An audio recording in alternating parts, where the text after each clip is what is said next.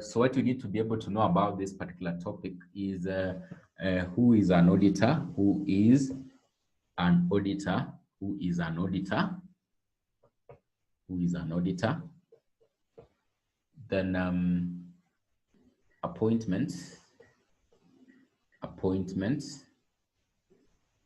of an auditor in a company, appointment of an auditor in a company. Then you need to actually to be able to understand the duties of an auditor, duties of an auditor in a company, duties of an auditor in a company. Then you need to actually to be able to understand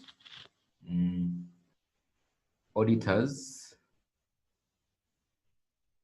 right to information, auditors' right to information, auditors' right to information. The other thing you need actually to be able to understand about auditors is the rights of an auditor, rights of an auditor, rights of an auditor. Of course, this one is one of them. It's actually very key. But we have other general rights that the auditor should actually be able to enjoy while he's actually carrying out the audit work. Then another one you need to actually be able to understand here is the procedure for the removal of an auditor. Procedure for the removal of an auditor. So these are the key things that you should actually be able to understand in this particular topic. Who is an auditor of the company? So appointment of an auditor, how does it actually happen in the company? So we can talk about appointment and remuneration of an auditor. Appointment and remuneration. We can talk about appointment and remuneration of an auditor. The duties, why do they actually appoint an auditor in a company? What will be his duties in a company? So the auditor's right to information is actually very key. Then other rights of an auditor in a company. So of course we are saying the major right is actually to access the information in the company, but of course he has other rights in the company. For example, you must actually pay an auditor once you appoint him as an auditor of the company. So that is a right. We'll see other rights that he's actually able to enjoy. What is the procedure of actually being able to remove an auditor? So you appointed him, but now you want to remove him from office. For example, if his term has not actually come to an end. So how will you basically be able to remove an auditor of the company? How will you actually be able to remove the auditor of the company? So when you talk about an auditor, so an auditor is actually an independent officer who is actually appointed, most importantly, to protect the interests. He is actually mostly importantly appointed to protect the interests of investors. So we can actually say investors or subscribers to the shares of the company.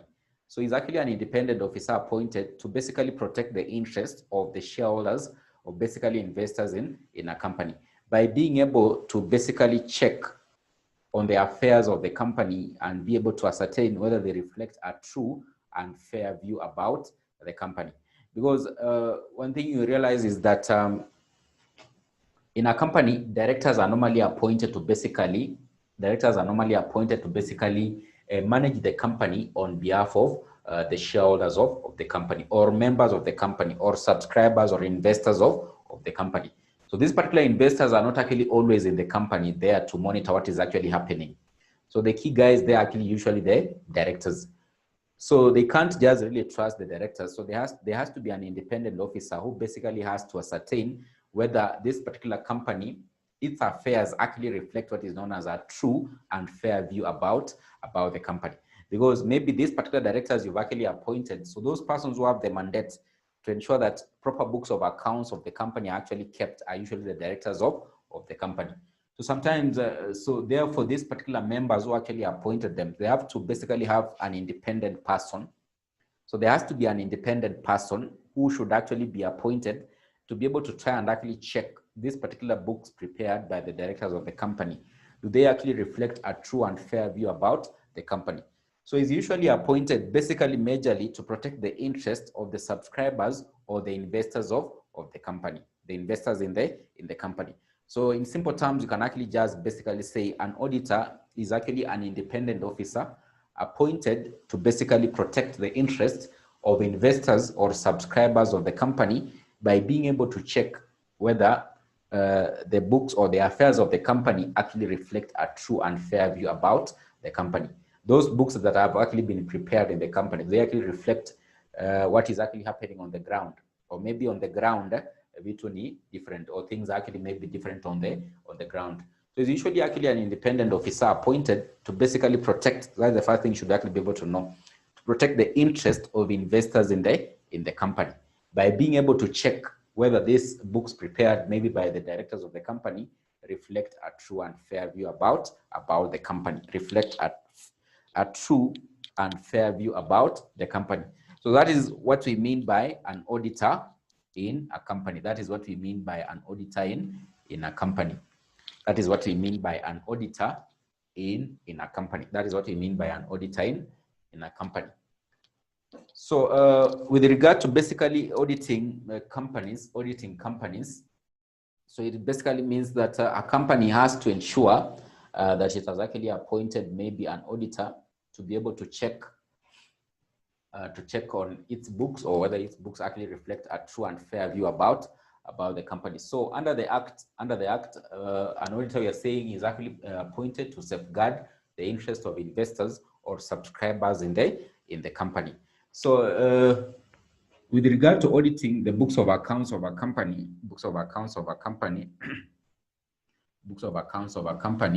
it is that all public companies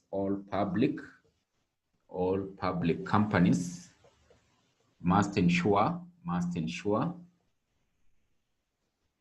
their books of accounts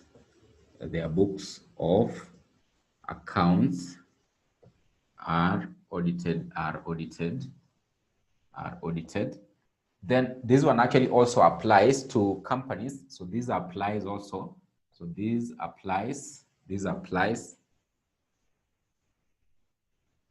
also to companies. This applies also to companies dealing in banking or insurance business. So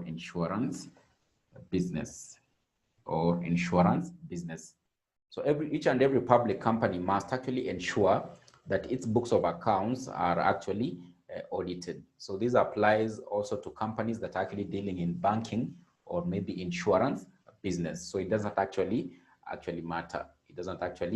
matter. For the case of private companies, if it is a small private company, or it's a small company, or is a small private company, then in such a case, it will actually be exempted from its books being mandatory, or its books actually being audited. It's not actually a must for small companies, which are private companies, for their books of accounts to be audited. So the threshold for basically ascertaining that whether a company is actually a small company, then a small company, so when you talk about a small company, we mean a small company basically means that the turnover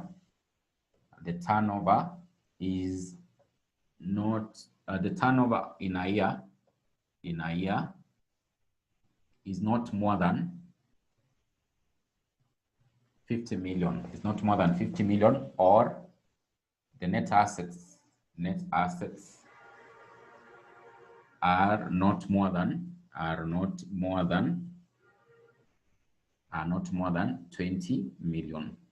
In such a case, such a company will be categorized as actually being a small company. So it is a small private company. So if its turnover is not actually more than 50 million shillings in a year, basically turnover means maybe your sales do not actually exceed 50 million, or maybe your net assets are not actually more than 20 million, then in such a case, you will actually be categorized, as actually being a small company. So for small companies, which are actually private companies, is not a must for their books of accounts to be audited. It's not a must for their books of accounts to be audited. But of course, sometimes it just forces them to basically ensure that their books have actually been audited, because, for example, if these particular small companies want to make a return, for example, to the Kenya Revenue Authority, then of course they must actually provide audited books. So sometimes, even if you want to, nowadays, even if you want to open a bank account as a company or a limited company, a private company, you will be required to bring audited financial statements for the last maybe three years. So other requirements actually just force these particular small companies to ensure that their books of accounts have actually been audited. But according to the Companies Act, if you look at the Companies Act, private companies, which are actually small companies, is not a must under the Companies Act or under the statute for them to ensure that their books are actually being audited each and every year. So if you this particular company is categorized as a small company, then in such a case, it basically means that under the Companies Act, it's not a must for these particular companies to ensure that their books of accounts have actually been audited. But of course, what I've just said then basically makes this one to become irrelevant, because I'm saying for small companies, even if nowadays you need a bank account, they require you to basically bring what is known as your audited financial statements for the last five years, or maybe 3 years. It's normally 3 years. For example, nowadays, if you want to make a return to the Kenya Revenue Authority, you have basically to provide your audited financial statements. So this one basically almost becomes irrelevant, but of course, that is what the Companies Act actually states. If a company is a small company, it won't actually be, it's not mandatory for it to basically ensure that its books of accounts have actually been audited, So it means that for a small company, I've told you how they categorize it under the Companies Act is, for example, if this particular company, the turnover or annual turnover is not actually more than 50 million. But of course, this particular small company only applies to private companies, because I've told you any public company, it doesn't matter the turnover or maybe the net assets, it must ensure that its books of accounts have actually been audited, whether it is small or big. The small company categorization does not actually apply to public companies. It only applies to private companies. It only applies to private companies. Then another reason that could actually make a company not to ensure that its books have actually been audited, for example, for example, that particular company has been dormant for a whole financial year. So there's no transaction that has actually happened in that particular company. So that could actually make a company be exempted from actually ensuring that its books of accounts have actually been audited. Because what are you actually auditing? Because there's no any transaction that has actually happened in the company. So in such a case, if the company has been dormant since maybe formation, or maybe in a particular financial year or from the previous financial year, then in such a case, it means that there's no need for actually ensuring that the books of accounts have actually been audited. So sometimes it basically means that for a dormant company, or maybe if it has been dormant since formation, it's not a must for the books of accounts to be audited. Or for example, if it is actually a small company under private companies, then it's not a must for the books of accounts to be audited. And this is actually according to the Companies Act. But for public companies and any company that is dealing in basically insurance or banking or insurance business, whether it is private or maybe public, it doesn't matter. It must actually ensure that its books of accounts are actually being audited. So maybe you could be asking, why is it actually a must for maybe banking or insurance business to ensure that their books of accounts are actually being audited? Mostly you find that, for example, banks, they basically have money for their customers. You deposit your money there. So that particular money should actually be protected, because there are several people who have an interest in banks and actually also insurance. Insurance businesses basically you give them your premiums. So you might not actually, maybe those premiums are not actually existing. If they don't provide audited books, how will you actually be able to ascertain this company still actually has our premiums, which are maybe actually safe? So basically it means that for banking and insurance business, they must ensure that their books of accounts have actually been audited. So that is with regard generally to a company actually auditing its books of accounts. And the books of accounts will actually be audited by the company being able to appoint a person known as an auditor. An auditor, I've said, is an independent officer appointed basically to protect the interests of the subscribers or investors in the company, or shareholders or members of the company, by being able to check whether the books of accounts or the affairs of the company actually reflect a true and fair fair view. Because in this case, we are saying the books of accounts of a company, those persons who have the mandate to prepare them are actually the directors of the company. So these directors could actually maybe collude and maybe cook the books of the company. So to protect their interests, they must appoint an independent. There's that particular word, independent. It must be there. When you talk about independent, is actually one of the requirements when actually appointing an auditor. He should actually be an independent officer. It doesn't have any relationship to do with the company.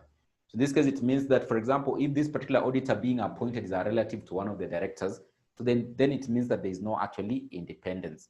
So independence must actually be ascertained before this particular auditor is actually appointed. It's just an independent officer who doesn't have any relationship to do with the company. So coming in to be able to check whether the affairs of the company reflect a true and fair view. So that is what we mean by an auditor. That is what we mean by an auditor. So you can actually be able to look at how he is actually appointed. So appointment of auditors.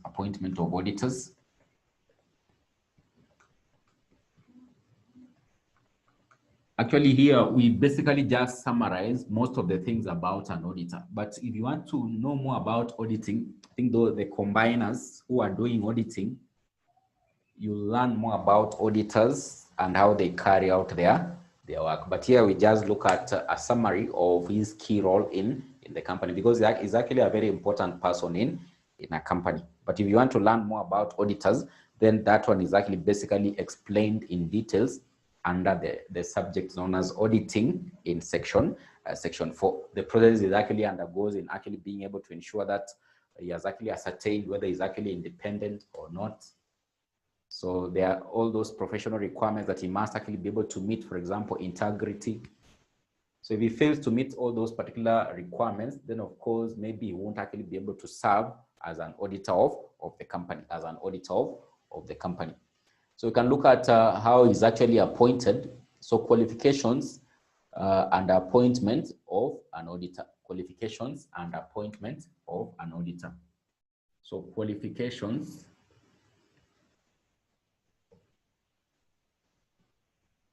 qualifications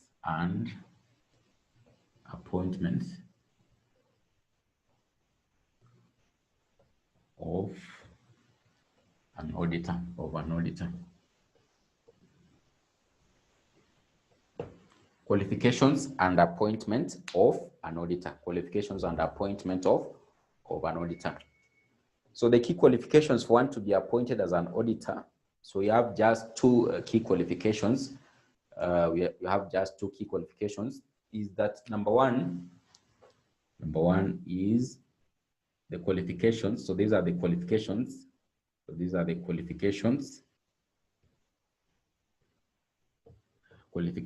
Number one is he is a member of the Institute of Certified Public Accountants of Kenya. He's a member of the Institute of Certified Public Accountants of Kenya, that is ISPAC. Is a member of the Institute of Certified Public Accountants of Kenya. Or number two, he is a member of any other relevant body under the Accountants Act.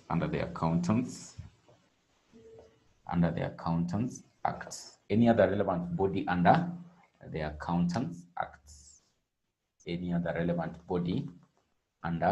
the Accountants Act. So it is mandatory for any person being appointed as an auditor of a company that is actually a member of this particular body known as the Institute of Certified Public Accountants of Kenya. So how do you become a member of this particular body? You must have actually done, so the route of actually being able to be a member of this particular body, you must have actually basically done the CPA exam up to final level. Then of course you can actually be admitted as a member. If you practice for a certain period of time, then you'll be certified to basically provide auditing services to any person. So he's actually a member of the Institute of Certified Public Accountants of Kenya. So he has done what you're actually just pursuing, like CPA, up to final level. So once you finish, you'll basically be registered as a member of ISPAC. If you basically have certain experience, then you can actually set up your own firm that basically can actually be approved to provide auditing services. So if you are the managing partner and you have the relevant experience, basically that particular auditing firm of yours, you as the managing partner, will basically be approved to be able to provide auditing services. Or in this case, for example, you're just an individual, then of course for you to be appointed as an auditor in an auditor of a company, then you must be a member of the Institute of Certified Public Accountants of Kenya. So in this case, there are two ways of actually being a member. You can actually be a corporate body being a member of ISPAC, or you can actually just be an individual being a member of ISPAC. So for example, if it is your firm, for it to be recognized as an auditing firm, then it must actually be approved by ISPAC to be able to provide auditing services. So for you as one of the members there, or one of the staffs, or one of the managing directors there, then of course you've actually been approved by ISPAC to provide auditing services. So that is the route of actually being able to get this particular certification and actually membership from ISPAC. You've done CPA exam up to final level. So once you finish, you become a member, you practice for a period of time, you'll basically be approved to provide auditing services. So these are the key qualifications. So apart from you being a member of ISPAC, under the Accountants Act, they could actually basically look at any other relevant qualification that can actually basically make you to be able to provide auditing services. Maybe you've done any foreign qualification that can be recognized in Kenya, like ACCA. So in such a case, it basically means that they could look at any other relevant qualification that could actually basically maybe rank same as actually having a CPA in Kenya. Then of course, they can actually basically approve you to be able to be an auditor, or be approved to provide auditing services, So these are the key qualifications of how, or the key qualifications that are actually required of an auditor of a company, of a company. So the appointment, these are basically the appointment will actually happen. So these are basically the appointment will actually happen. So the key parties that will actually be able to appoint an auditor in the company, so you have just two key parties. For example, on formation of the company, the auditor can be appointed by the board of directors, but subsequently, I hope you remember what you said under the topic of company meetings, that at the AGM, the members will actually be able to appoint an auditor of the company. So of course, on formation of the company, when the company is being formed, there hasn't been any AGM in the company. So therefore, of course, the appointing authority in this case could actually be the board of directors, or maybe it could be the promoter of the company, appointing the first auditors of the company. But subsequently, of course, at each and every annual general meeting, the members will decide who will actually be the auditor for the next financial year. So that is what will actually happen subsequently at any other AGM of the company. But initially, on formation of the company, then of course, basically it means that the board of directors, or maybe the promoter of the company, once they have maybe the first board of directors meeting, they'll actually, of course, approve or basically appoint a person who will actually serve as the auditor of the company until the first AGM. So such that subsequently, at each and every annual general meeting, the members will actually appoint the auditor of the company, So in this case, of course, there are just two key parties that can actually be able to appoint an auditor in a company. You can talk of maybe the board of directors on formation of the company, or maybe you could actually talk of the members. These are the key parties. So these are the key parties that actually appoint an auditor in a company, because we are basically saying this auditor is coming in to protect their interest. So that's why at each and every AGM, they'll determine whether the previous auditor will continue to serve as an auditor, or maybe they could actually decide to appoint another person to serve as the auditor of the company,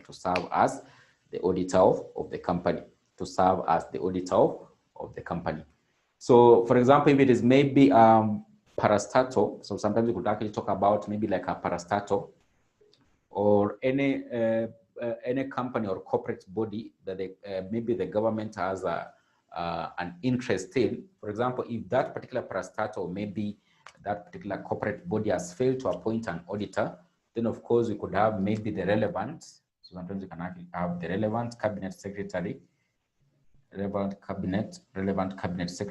appointing an auditor in such a case. For example, it is a parastatal under maybe the Ministry of Education, so they haven't been able to appoint an auditor, so he can actually step in, the cabinet secretary can actually step in and actually appoint an auditor for such a corporate body, But generally, those persons who are actually supposed to appoint an auditor in a company are actually the members of the company. So in formation, it could actually be maybe the board of directors. So each and every AGM, the members will decide who will be the auditor of the company, who will actually be the auditor of the company. So it'll serve for the whole financial year until the next financial year, or maybe until the next AGM. So what will normally actually happen, the previous auditor, for example, if his term has not actually come to an end, he'll automatically be reappointed. So he'll actually automatically be reappointed. So unless other circumstances have actually fallen in place, for example, if basically he is not qualified to be reappointed. So you could actually be asking, how could he not actually be qualified to be reappointed, yet he has been serving as an auditor of the company? Maybe his certificate of practice has been revoked by the Institute of Certified Public Accountants of Kenya. So maybe he hasn't actually followed the professional requirements, for example, integrity, honesty, independence. So ISPAC discovers that this particular auditor is basically carrying out his work without the required professional standards. In such a case, they could actually revoke his certificate of practice. So this means that, for example, if he was serving as an auditor of the company at the next AGM, of course, he's not qualified because his certificate of practice has been revoked. So you are saying generally, the previous auditor will automatically be reappointed at the next AGM in case this term has not come to an end, unless certain circumstances have actually fallen in place. For example, if he's not qualified to be reappointed, and I've said he can actually not be qualified to be reappointed, for example, if his certificate of practice has been revoked by the Institute of Certified Public Accountants of Kenya. Another one, it could be maybe he voluntarily resigns. He doesn't want to be the auditor of the company. In such a case, these particular members at the AGM will actually basically appoint another person. So he won't actually be reappointed. Or maybe if the members feel that they're not comfortable with his actually work, so they decide that they'll pass a resolution not for him to actually be reappointed as the auditor of the company, So they decide to appoint another person. So those circumstances can actually make the auditor not to be reappointed. For example, if he voluntarily resigns, so he won't actually be reappointed. For example, if he's not actually qualified to continue to serve as the auditor of the company or to be reappointed.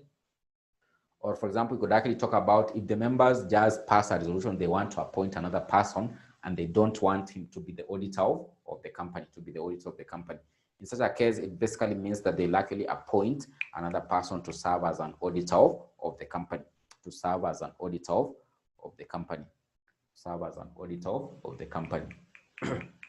So maybe you can look at a few past paper questions here. So we can look at a few past paper questions here. So we can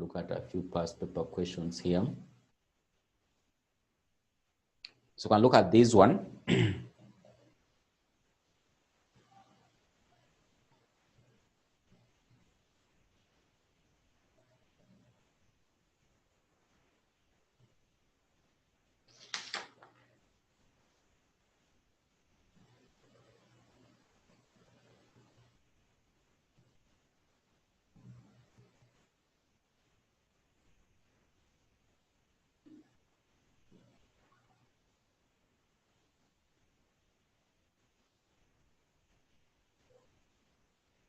We can look at November 2016, question 6A. We can look at November 2016, question 6A.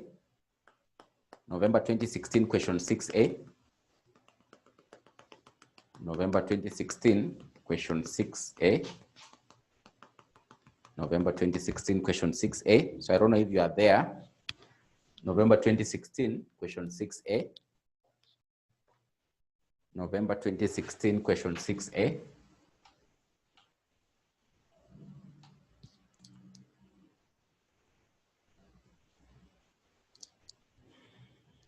November 2016, question 6A.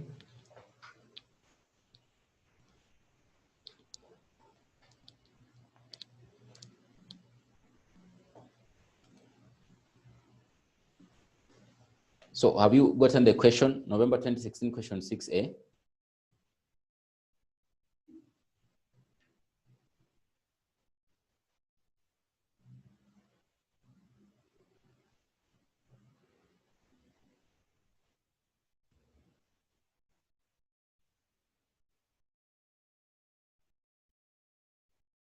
November 2016, question 6A.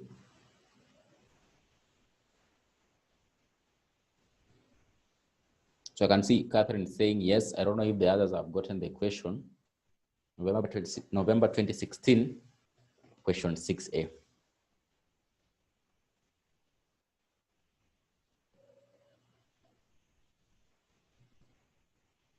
So it says the Companies Act provides that if no auditor has been appointed by the end of the next period for appointing the auditor, any auditor in office immediately before that time is taken to be reappointed at that time. With reference to the public company, summarize 5 exceptions to the above provision. Summarize 5 exceptions to the above provision. So you are saying automatically the previous auditor will be presumed to be reappointed, will actually be presumed to be reappointed, but certain circumstances can actually make him not to actually to continue to serve as an auditor. So number 1, with the reference to the public companies, summarize 5 exceptions to the above provision. So that is what basically I've just been talking about. So he won't actually automatically be reappointed if, number 1, he is not qualified for reappointments. He is not qualified for reappointment. So that is number 1. Number 2, a resolution has been passed to reappoint someone else. A resolution has been passed to reappoint someone else. So a resolution has been passed to actually appoint someone else to serve as an auditor and not him to be reappointed. Then number 3, a resolution has been passed that he should not actually be reappointed. A resolution has been passed, he should not be reappointed. So number 2, you are saying number 1, you are saying, of course, he is not qualified for reappointments. He is not qualified for reappointments. Or number 2, you can talk about a resolution has been passed to reappoint someone else. A resolution has been passed to reappoint someone else. To reappoint someone else. To reappoint someone else.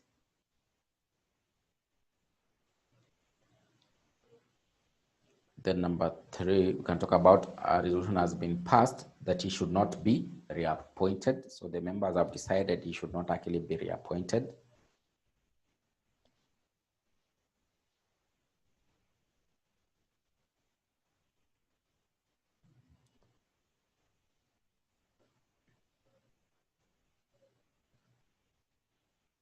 Then number 4, you can talk about he has given the company a notice. He has given the company a notice that he is not willing. He has given the company a notice that he is not willing. That he is not willing to be reappointed.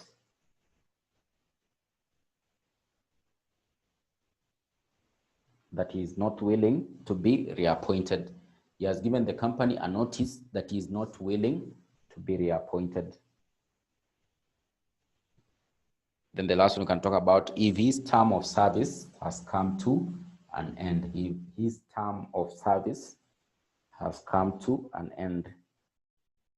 If his term of service has come to an end. So I think there are certain requirements that you shouldn't actually be continuously be an auditor for the same client for a particular number of years. So if his term of service has come to an end, then of course he won't actually be reappointed.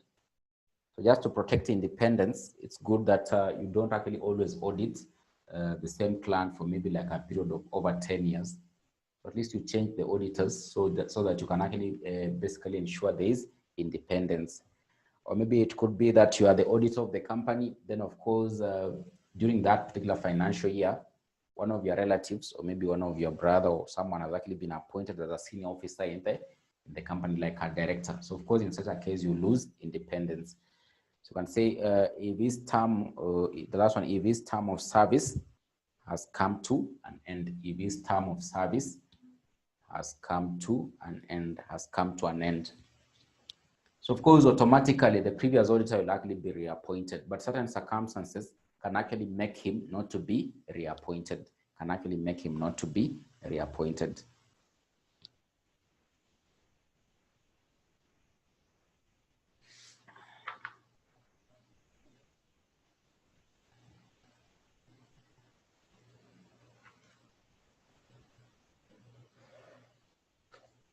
Then, of course, we've said the first auditors of the company will likely be appointed by the board of directors.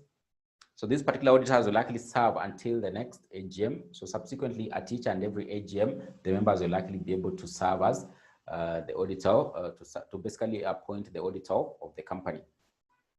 But sometimes there could actually be a casual vacancy also in the office of the auditor. So of course, the directors can actually still appoint an auditor in the case of that particular casual vacancy, but that auditor will actually serve until the next AGM, when the members could actually decide who will actually be the auditor of the company, of the company. So when you talk about remuneration, basically the remuneration of the auditor will actually be set by these particular parties appointing him as the auditor of the company. If it is actually the members appointing him, then of course they're the ones who likely basically set what will be his remuneration. If it is the board of directors actually appointing him as the auditor of the company, then of course they likely basically set what will be his remuneration. If it is basically maybe the relevant cabinet secretary appointing an auditor of the company, then of course he likely set the remuneration basing on how much the company can actually be able to pay him as an auditor of the company. So these particular parties are the ones who likely basically be able to set what will be his remuneration in the company. So this remuneration could actually come in different forms. So they could decide they're going to pay him like a salary, or maybe they could actually decide they're actually going to pay him a certain amount. So the remuneration of this particular auditor will actually come in different ways. For example, they could decide they pay what is known as audit fees. So they can pay audit fees. So it could come in terms of the audit fees. It could come in terms of maybe reimbursement of expenses incurred by the auditor while carrying out the audit work. So they could reimburse him certain expenses. For example, it could be this particular client is actually maybe far away. So what this particular client normally does is basically sends transport or maybe a fare for this particular auditor to maybe reach his premises, or maybe he fuels the vehicle for the auditor to reach his premises. So that one will likely still be seen as a remuneration for this particular auditor. Or maybe we can actually maybe say they basically provide lunch for the staff of the auditor when they're actually visiting the premises of the client, or maybe the premises of the company being audited. So that one will likely be still actually seen as the remuneration for the auditor. So the remuneration can actually come in different ways, as audit fees, reimbursement of expenses, or extension of any facility to the auditor to enable him carry out his work as the auditor of the company. For example, providing lunch, maybe at the premises of the company while he's carrying out the audits. So that will actually still be presumed as the remuneration for the auditor. But of course, the key remuneration is actually payment of the audit fees, maybe at the end of his work as an auditor of the company, as an auditor of the company. So we can actually look at this particular question. So it's November 2017, question 1C. November 2017, question 1C. November 2017, question 1C. Roman 1. Roman 1. November 2017, question 1C. Roman 1. November 2017, question 1C. Roman 1. It says, summarize 4 rules governing the appointment of the first auditors of a company. Then Roman 2, outline 2 ways in which a company auditor might receive his remuneration. So you can start with the second one, outline 2 ways in which the company auditor might receive his remuneration. So of course you are saying the auditor's remuneration will likely be set by the appointing authorities. In this case, if it is the board of directors that are actually appointing the auditor, they'll set his remuneration.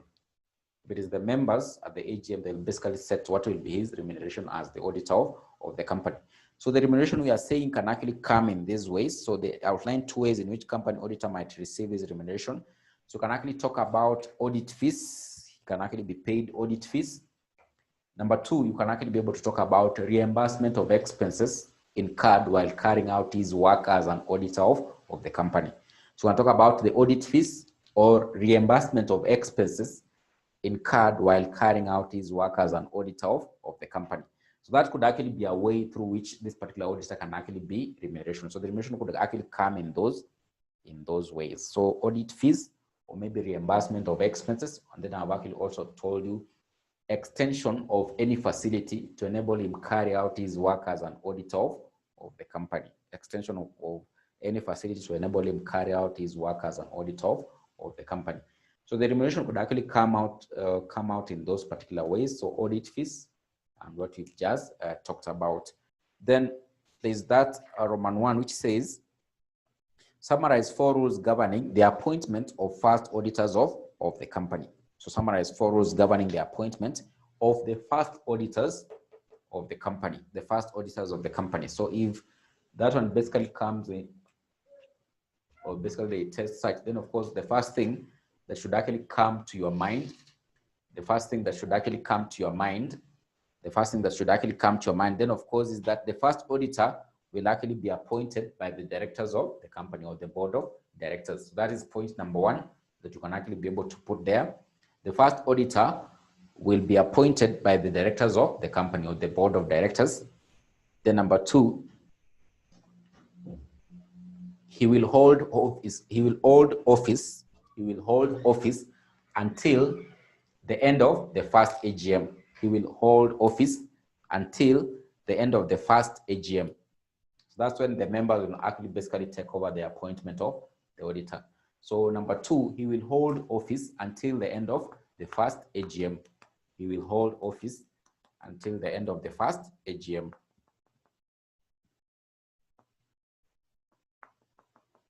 Then number 3, what you can actually be able to talk about, if there's a casual vacancy in the office of the first auditor,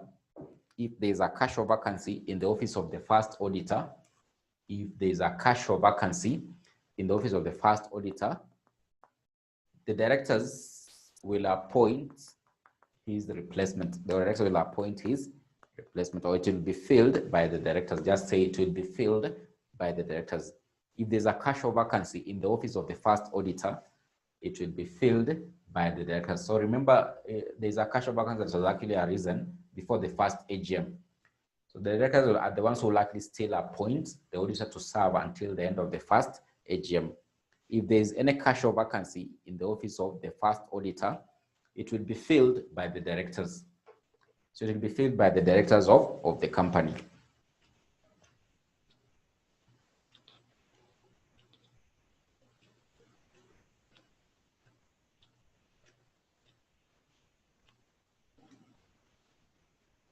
Then you can talk about if the directors fail to appoint an auditor, if the directors fail to appoint the first auditor, the company can make an application to the relevant cabinet secretary to appoint an auditor of the company. If the directors fail to appoint the first auditor, the company can make an application to the relevant cabinet secretary, to appoint one.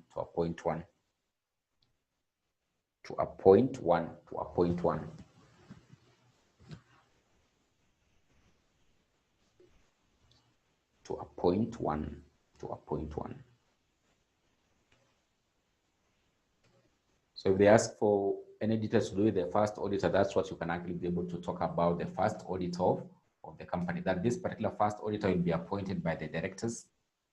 So he'll serve as an auditor until the end of the first AGM. If there's a casual vacancy in the office of the first auditor, it will still be filled by the directors.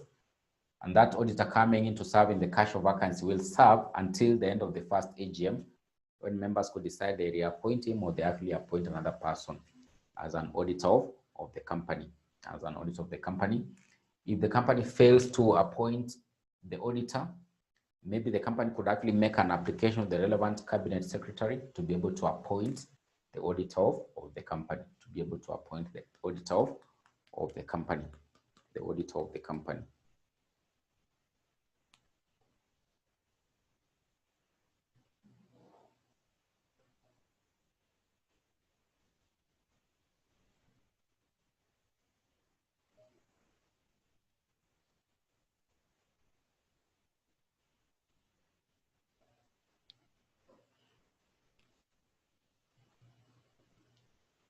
So we can look at what are the duties of the auditor, what are the duties of the auditor, and maybe look at some of his rights as an auditor of the company, some of his rights as an auditor of the company.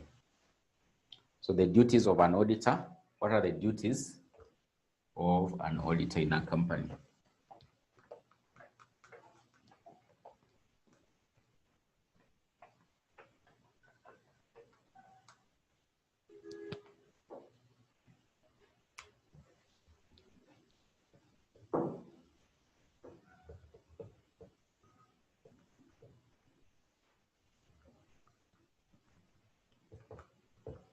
So among the key duties of an auditor in a company is basically to be able to ensure that he's a quant of himself, of what are his roles or actually mandate under the articles of the company. For example, the articles of the company could actually basically clearly state the auditor in this particular company will be performing these particular functions. So the first thing, when he's actually appointed as the auditor of the company, he must actually be able to be a quant of himself by being able to check the articles. What are my roles as the auditor of the company? So the key thing is, or the key thing that he should actually be able to do among his duties is to be a quant of himself. What are his roles under the act or the Companies Act, and also under the articles of association of the company?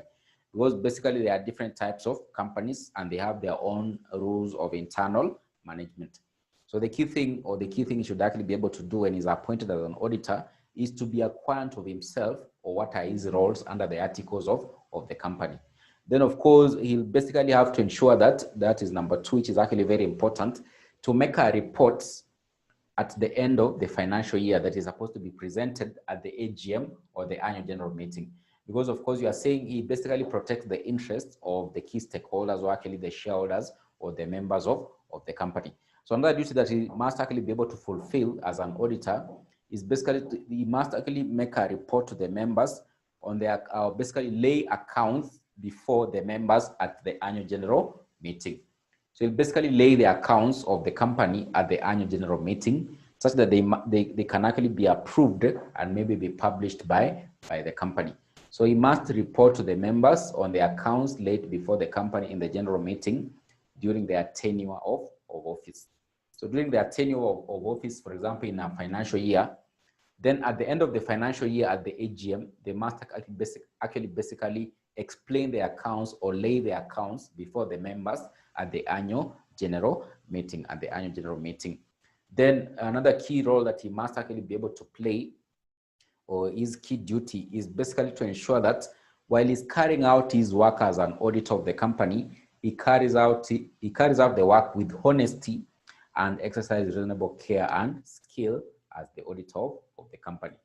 So you must ensure he's exercising what is known as reasonable care and skill. When you talk about reasonable care and skill, then basically, of course, it summarizes many duties of an auditor. He's carrying out his work with professionalism, integrity, all those that are actually required of an auditor as a professional auditor, or carrying out his profession as an auditor. Then he must actually be able to ensure that he's actually basically following all those particular rules as actually outlined by the Accountants Act, So because of course, when you're actually practicing as an auditor, then of course you must actually ensure that when you are carrying out your work, you meet certain professional standards. So when you talk about carry out the work, or basically ensure that he's carrying out his work with reasonable care and skill, then of course it summarizes many of the attributes, for example, the attributes that he must actually be able to ensure he has as an auditor of the company.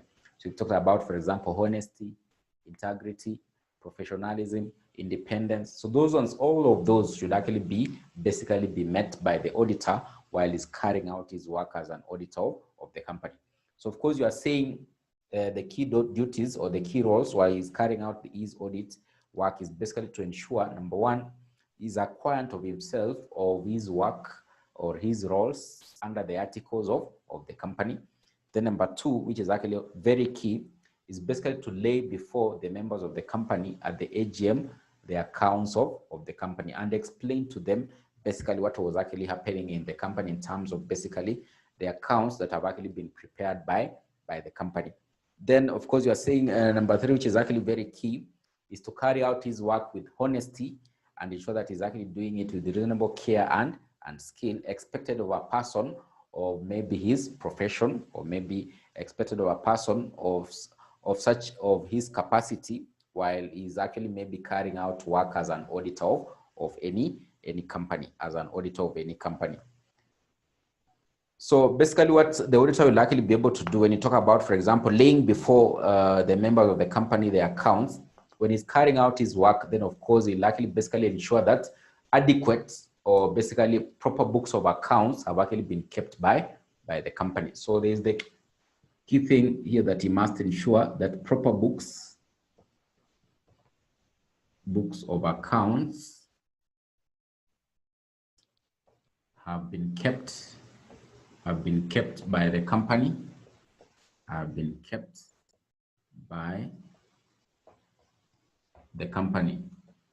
Then of course the final statements reflect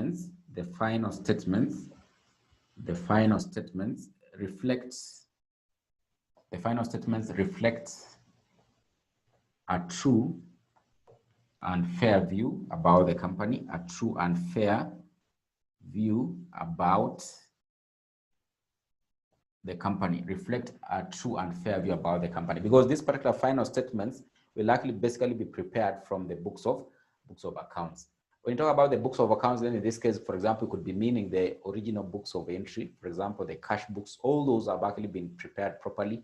The company has all the invoices have actually been properly kept. From the invoices, that's where basically you can now determine the final statement. So these particular final statements reflect a true and fair view as basically maybe indicated in the books of accounts. When you talk about the final statements, we mean the statement of financial position or maybe the statement of income. So this particular statement of income, you know, those ones are actually basically reflecting the final figures. For example, before you arrive at the sales in the maybe the income statement, then of course there are several transactions that are actually contributing to the sales. These ones are basically actually contained in the books of accounts of the company. So you must actually ascertain this company is actually basically keeping proper books of accounts. All the invoices have actually been filed, all the receipts are actually existing. You can actually be able to basically trace back the figure for maybe the sales in the income statement. So that particular income statement, you should actually be able to ascertain whether it reflects a true and fair view about the company with regard to the books of accounts of the company which have actually been kept. So you must ensure that proper books of accounts are actually existing, because from those particular proper books of accounts that are actually existing, that's when you can actually be able to get the final statements. So that will be part of his work when he's actually basically ensuring that he's presenting his books of accounts to the members at the annual general meeting. Then, of course, if it is maybe a public company, he could actually go maybe further and maybe look at the remuneration of the directors. So you look at how the directors of the company are actually being remunerated. Are they actually following the requirements that have actually been set out by the members? For example, how much they're supposed to be remunerated as directors of the company. So that will actually be part of his duties or actually roles as an auditor of the company, So ensuring that proper books of accounts have been kept and the final accounts actually reflect a true and fair view about the company.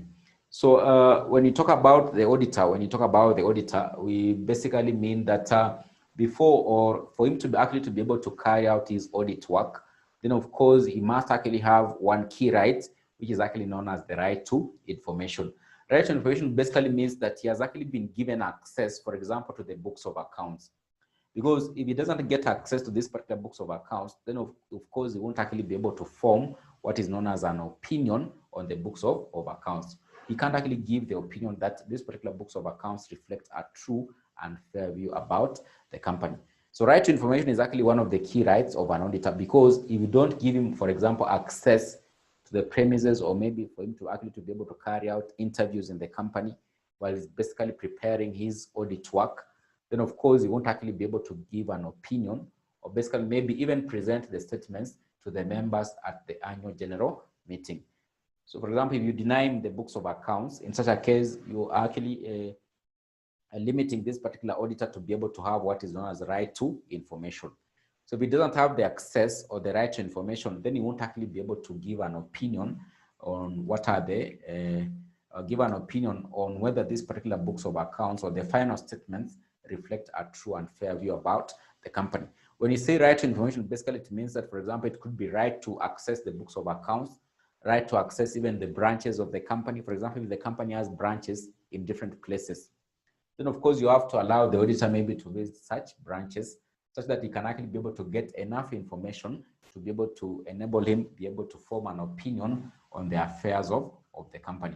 Because if he doesn't have the right to be able to access this particular information, then of course he could actually end up issuing what is known as a qualified report about the company, or the books of accounts of the company. A qualified report basically means it's not a good report about the statements of the company or the accounts of the company. In such a case, it means that there's a problem. Maybe he was not actually given an access to the books of accounts. In such a case, he could actually issue what is known as a qualified report, So that is basically with regard to do with the duties of an auditor and what is known as the right to information, the right to information.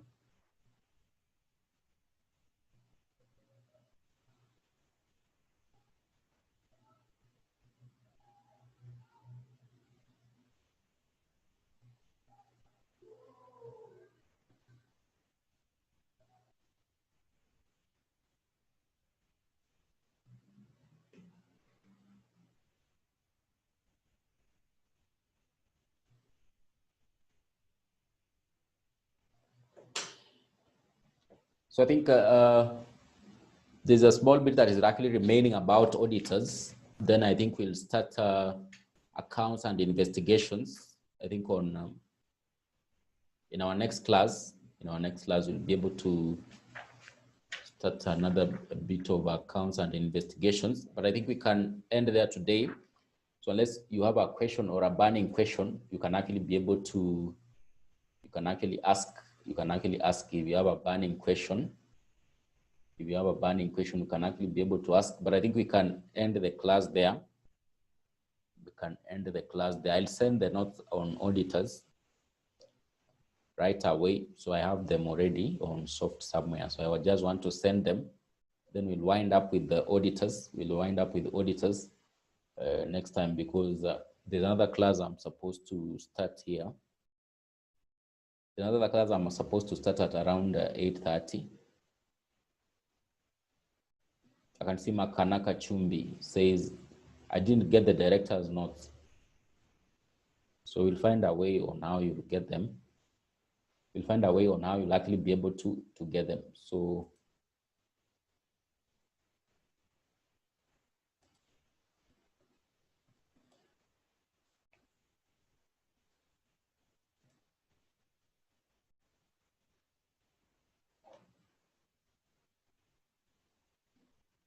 if you have a question, you can ask.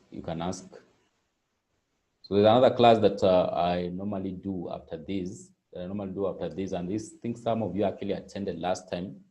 So if you still have an interest, you can actually be able to join, because I want to do it up to around 10. I think we were looking at formation of companies. So there's another lot that I normally teach online. So we are doing formation of companies.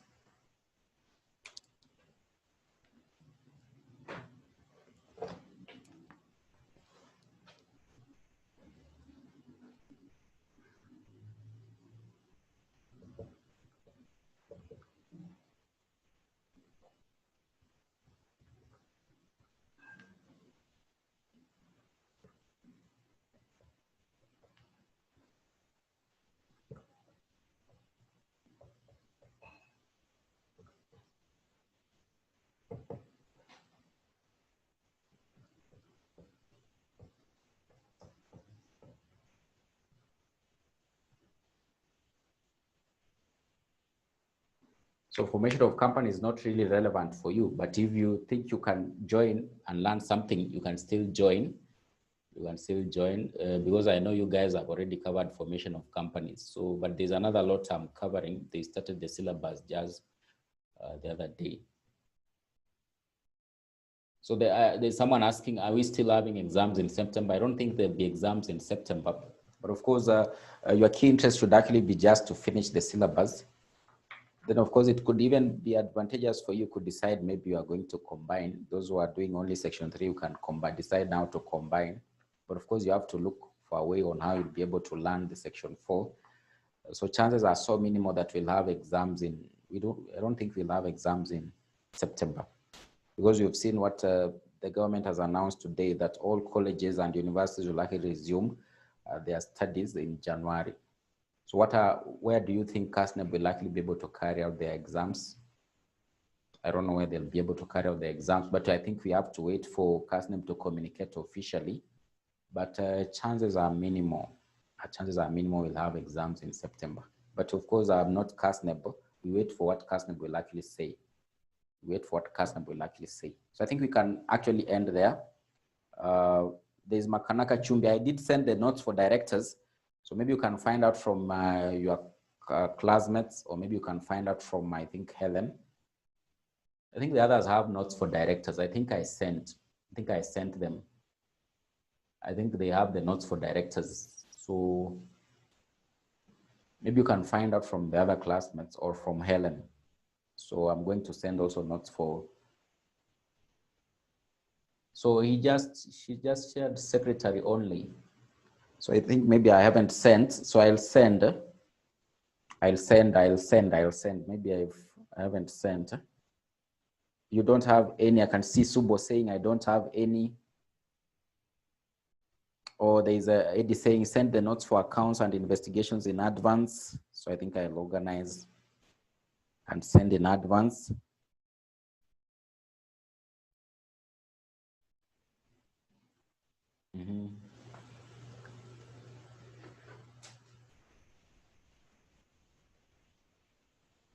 So I think we can end there.